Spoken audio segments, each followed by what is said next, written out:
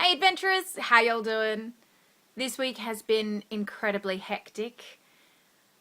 We ended up flying suddenly out to Sydney for my grandpa's funeral, and it was Lucy's very first time on a plane.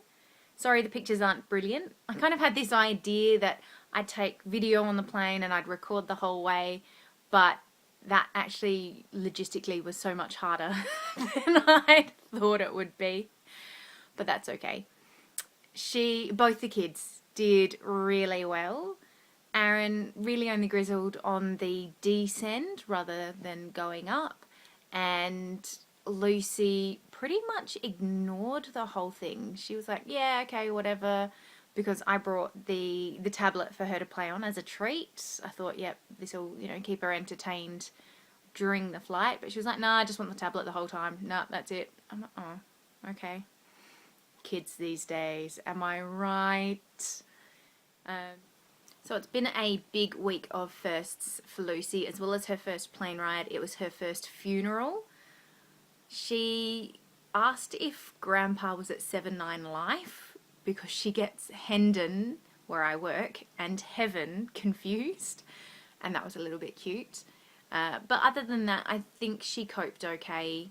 I don't know that she really took a lot of it in, but she also didn't know my grandpa, so that's probably got a big bearing on it.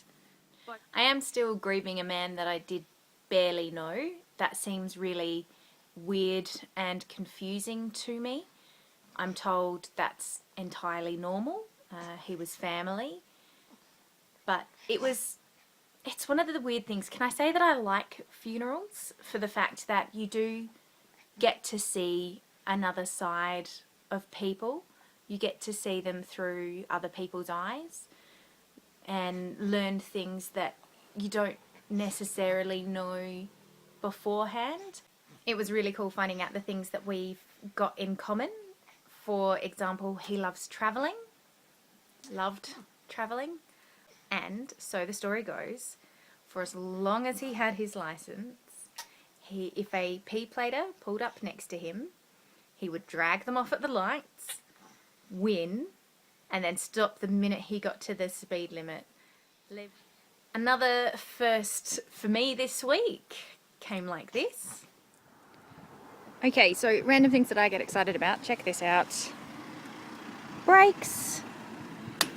Look, kid can't move. This is awesome. One of these for ages. While the kids have been great, it hasn't been easy for poor Aaron, who is still teething. Like 6 weeks later, there are plenty of signs of teeth. You can tell he knows we're talking about him. But no actual teeth, and it is driving me nuts. They're clearly all moving. He gets the really red cheeks and dribbles everywhere. I know. And chomping, just everything goes straight in the mouth and chomp, chomp, chomp. Poor kid, and nothing's coming through. And it's got me wondering, why did God make teeth the way he did?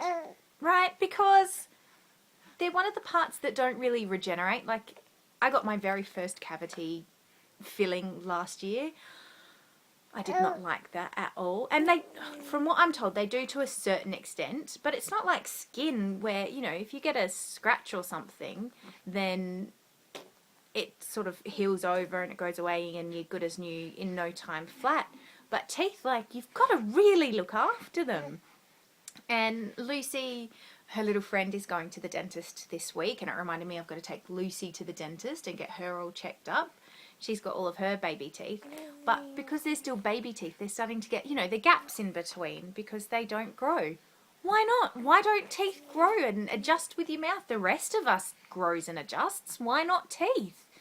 If anybody knows, I would love to hear why teeth don't grow and what the function of it. I mean, surely, obviously, God knew what he was doing, but I just wish that I knew what he was doing. And you'll forgive me for not having thoroughly done my research, but I did read an article this week saying that people who drink tea are better people. Now, I read through it and I couldn't really figure out exactly what made them better people, but we do know that tea has lots of, antioxidants and things like that. That's good for you.